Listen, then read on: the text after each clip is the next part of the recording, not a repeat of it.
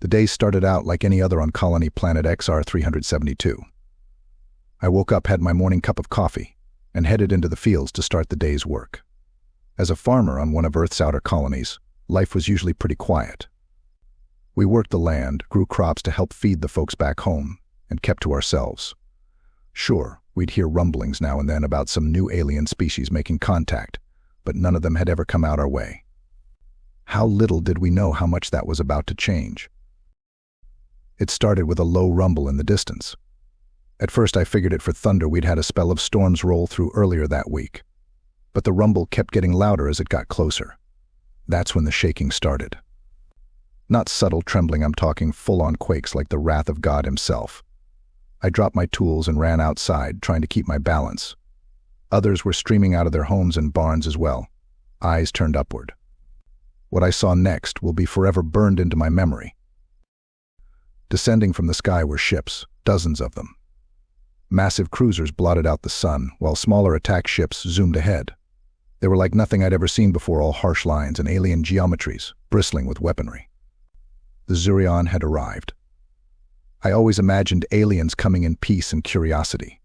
These were clearly hostile invaders. As the cruisers took up positions over our colony, the attack ships started their strafing runs. Blue plasma bolts rained down, blowing holes in buildings and people alike. Chaos erupted. People ran screaming in all directions, desperately seeking shelter from the onslaught. I watched in horror as our little church, the schoolhouse, the row of shops in the town square were reduced to rubble in minutes.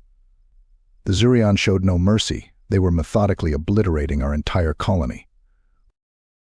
I ran to the nearest cellar and huddled inside with a handful of others as the attack continued. The barrage seemed endless, the horizon burning bright with each volley. The cellar shook and I clamped my hands over my ears, trying to block out the screams from outside. This was a massacre. After what seemed like hours, the shooting stopped. I emerged cautiously from the cellar to a scene from hell. Our little colony, our homes, our livelihoods laid in ruin, razed to the ground. Bodies littered the streets. The Zurion were gone as quickly as they'd arrived, leaving only devastation in their wake. In the weeks that followed, we stood in the ashes of all that had been taken from us. The survivors were in shock, gripped with rage and grief. But as we took account of our losses, a new emotion took root in our hearts: defiance. The Zurion thought they could scare us off with their wanton destruction. They were dead wrong. We sent word back to Earth of the colony's destruction and hunkered down. We would rebuild. It wouldn't be easy, starting over with so little left, so many friends and family gone. But we'd be damned if we let the Zurion drive us away. This was our home now, too. And we would make it thrive once more. Word soon came back from Earth. The Zurion had attacked multiple human colonies simultaneously. Hundreds of thousands dead, but Earth would not let it stand. Retribution was coming, and we would have the chance to strike back. Transport ships were on their way with personnel and supplies for rebuilding the colonies, and they were bringing an expeditionary attack force. The Zurion would feel humanity's wrath for what they'd done. The months that followed were a flurry of activity. We worked from sunup to sundown, erecting temporary shelters and trying to sow crops in the scorched earth. Troop ships arrived bearing fresh-faced soldiers along with machinery and weapons with which to fortify the colony. We would not be caught unprepared again. I signed on as a scout for the forces, ready to repay the Zurion in kind for the suffering they'd inflicted. Finally, the day came. Lookouts spotted a Zurion cruiser exiting FTL Drive nearby. The attack force mobilized, me included. We boarded gunships and went out to meet them head-on. My pulse was racing, but I steeled myself. Today we got justice. The battle was ferocious. The Zurion cruiser dwarfed us, but we had the element of surprise. Our fighters swarmed the enemy vessel, pounding it with missiles. Their return fire splashed across our shields as we pressed in close.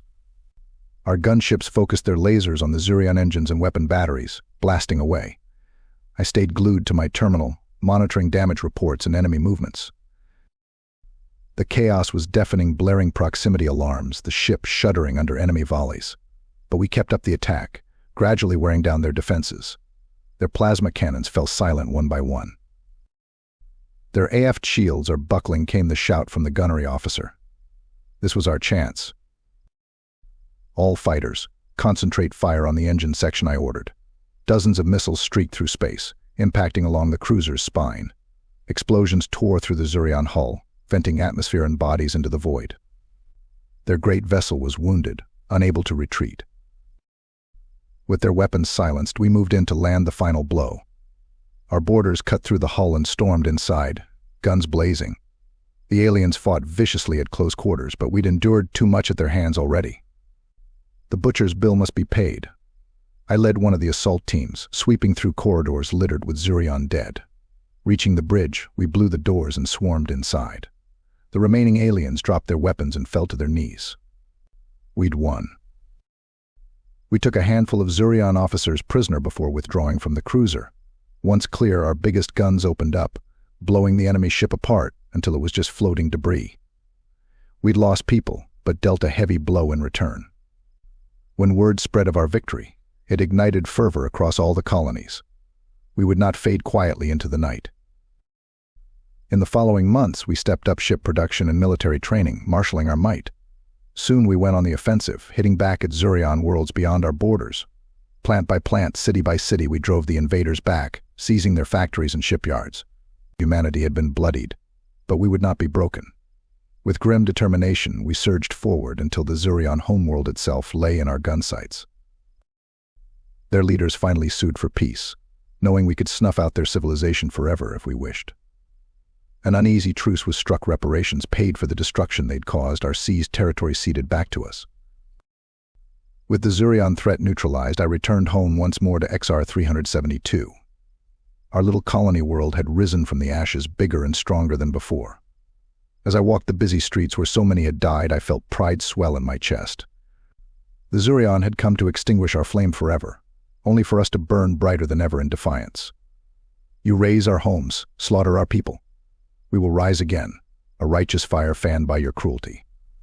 That is the human spirit, undying. So though the Zurion had come to our world seeking conquest, it was they who learned a valuable lesson. Don't tread lightly when you rouse humanity's fury. For we are fierce when tested, with an indomitable will to fight on against any odds. They thought us weak, and were profoundly mistaken. Our inferno is not so easily extinguished. Let them remember that.